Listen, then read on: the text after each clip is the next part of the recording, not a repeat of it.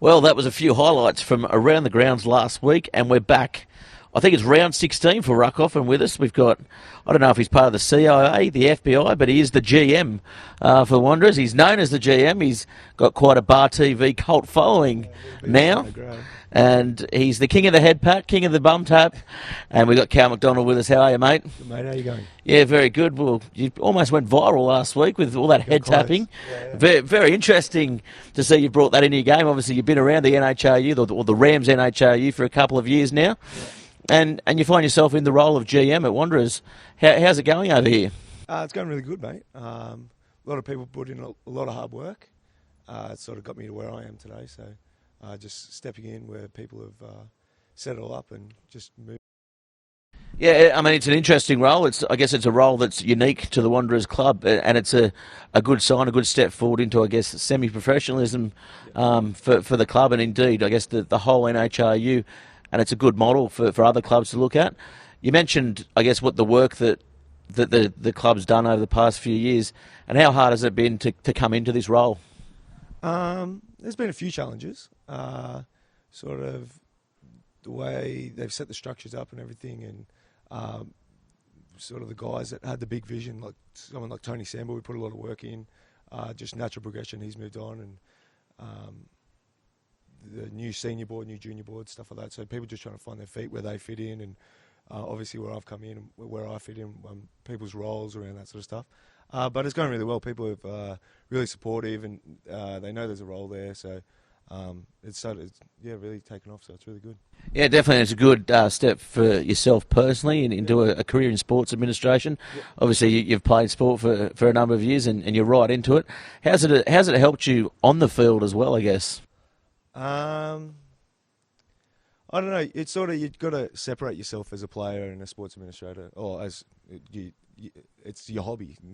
I come out here to sort of switch off and just go and whack people and throw the footy around and not think about work. So in terms of that, it doesn't really affect the way I play footy or anything like that. It's just it sort of gets on my wife's nerves that it's rugby 24/7 and that's all I talk about. But well, it's only going to get worse. Trust me, being married for quite some time, and through all the trials and tribulations, probably doing your job as a hobby isn't probably the best thing for a marriage. I can give you that advice right now. Thanks for that. Yeah. In any case, you mentioned whacking just before, and that's something I guess I've known you as a young slip of a winger coming through the Greys over at Merewether, but something defensively you certainly have. You've come on in leaps and bounds since a junior. What else in your game do you think you've improved on? Sort of coming over to Wanderers with the off-season programs that we've got, the WTS and ADP, gives you a lot of confidence. So it's sort of built around the younger guys, putting a frame in the right mental space, put them in that sort of area.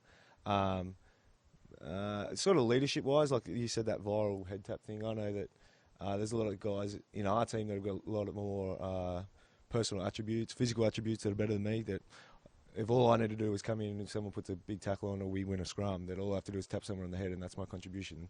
It's pretty easy. So, do you think maybe that head tap will turn into like a slap around the face come grand final time, just to get the Tommy Rodonicus style, just to get the boys revved up? I'd probably get some back in rebuttal from a few of the boys, but I won't be handing any out.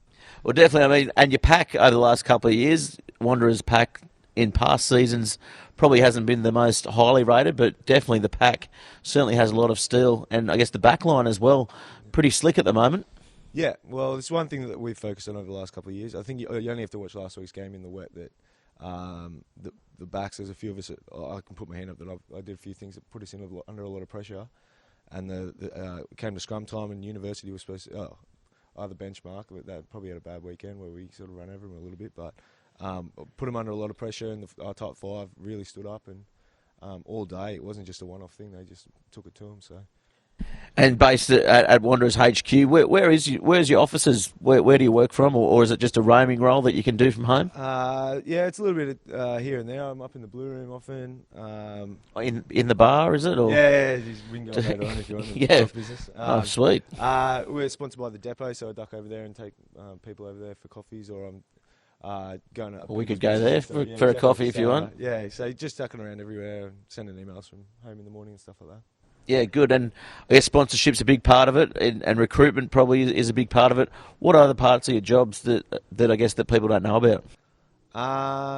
Just general operational stuff.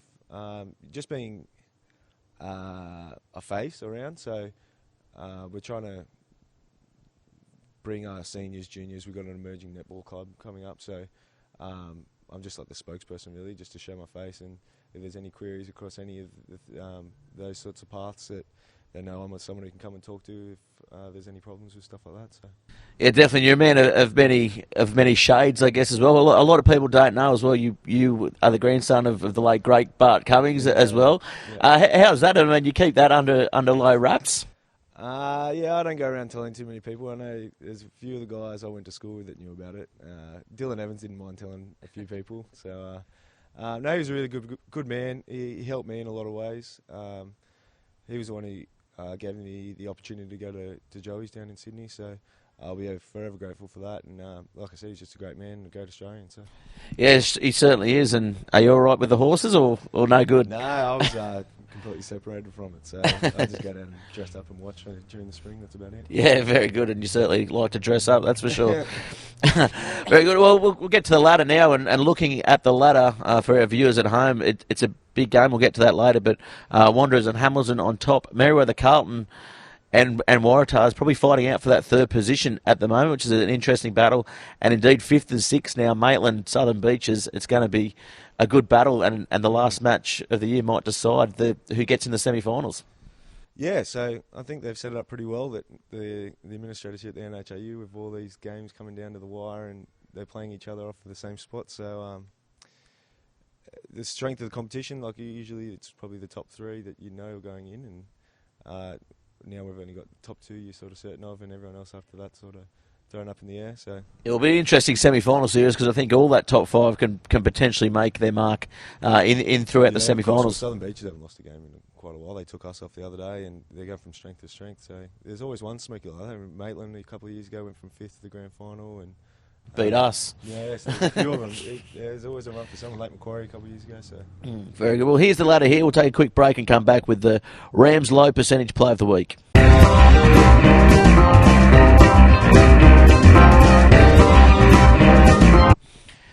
Well, we're back now with the Rams low percentage play of the week. Of course, Rams doing a great job sponsoring the NHRU 2016 season. Go in and see the guys at Rams and mention Bar TV, and of course mention the NHRU, and your club will get a bit of a cashback offer as well, which is a great initiative by the guys at Rams. The Rams low percentage play of the week. Well, I think it's a high percentage play of the week. I haven't seen it in the NHRU. It's usually reserved for bum slaps and nudity, but this week you're going to win the Rams low percentage play of the week for that 24 count head tap, and I want to see it continue into the semi-finals, mate. We'll see. Very good. So what? Just tell us quickly what goes through your mind in a head tap. What makes a good head tap?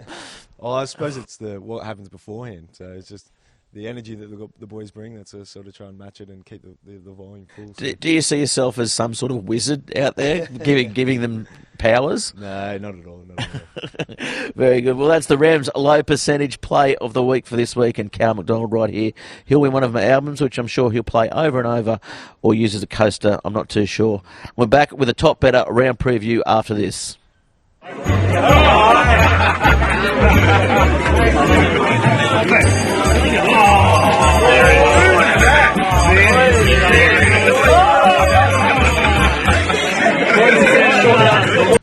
Well, we're back now for our Top Better round preview. Of course, get in the game with Top Better, your free local tournaments on all your sports, and including the Rams 2016 Premiership. It's $200 up for grab each week in Better Bucks, and I think the football competition around town, they've upped it to $500 cash for the winner, which is very good. But we're going to talk NHRU now, with the first match being Merewether Carlton versus Uni over at Townsend Oval. Now, this game traditionally, it's been a bit of a bugbear for the Merewether side.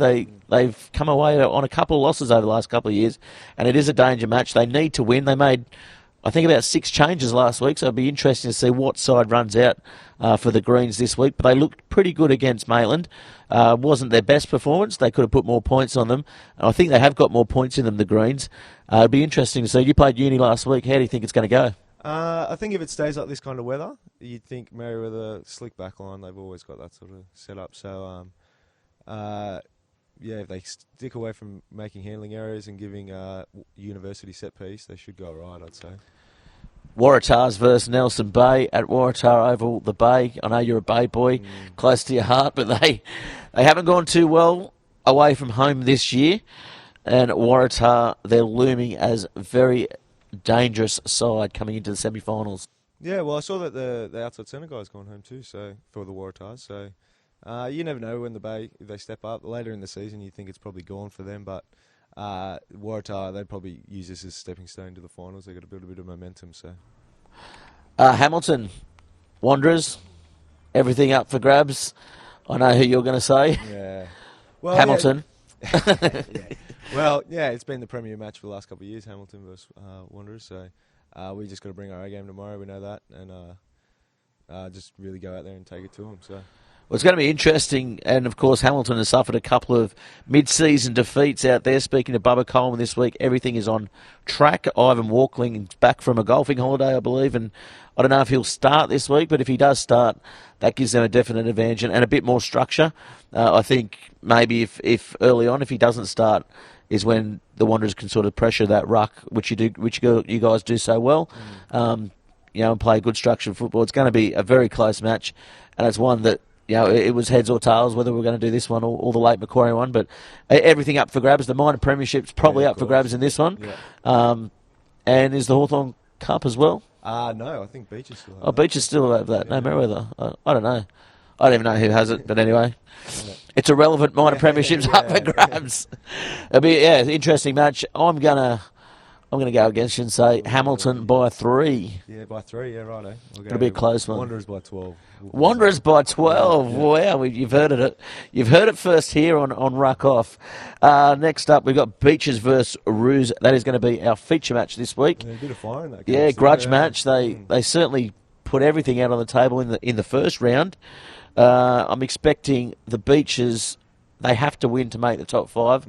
I think that's going to get them over the line at home. Yeah, they got a bit of momentum growing as well, Beaches. Someone that we haven't lost in a while, have they? Exactly. So, late Macquarie, you find that once they get inside their attacking zone, they just pick and drive. You can't get the ball off them; they're too big. Yeah, it's a typical Chidgey coach side, I guess. But I guess they gave up a 20-point lead last week. That's got to be mentally hurting them at the moment.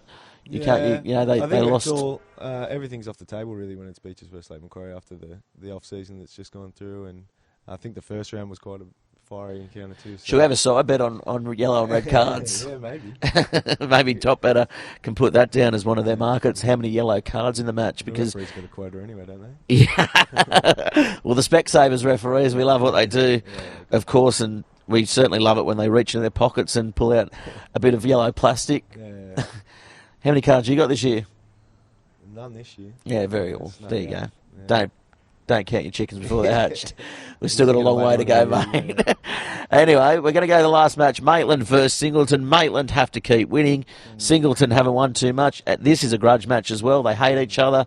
It's always the local Coalfields derby. I think Maitland are going to win, and they're going to win comfortably. Maitland 2016, they're a different beast, really. The backline sort of stepped up, and they score and tries out wide, which you don't really see. Whereas Singleton, their strengths are in the guts as well. So I think Maitland will be too strong out wide for this one. Yeah, I think Maitland are going to win. So that's all your Top Better preview this week. It's been very good to have you on the show this week, Cal McDonald. I know you put yourself on a self-imposed media ban throughout the year, but we finally got you nabbed, and we'll give you one chance and one chance only to look down the barrel of that camera. And who do you want to tell to ruck off, mate? Ruck off. I've got to find someone, don't I? Give me a sec. I haven't even thought about it. I can hear your brain ticking now.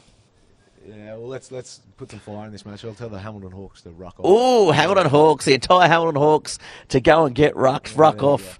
And if you don't like it, you all can go and get a rucked yourself. Thanks very much, everybody, for joining us. It's 2016 Rams Round 16. This is Ruck Off, and we'll see you next time. I'm Gareth Wozniak. Thanks for tuning in.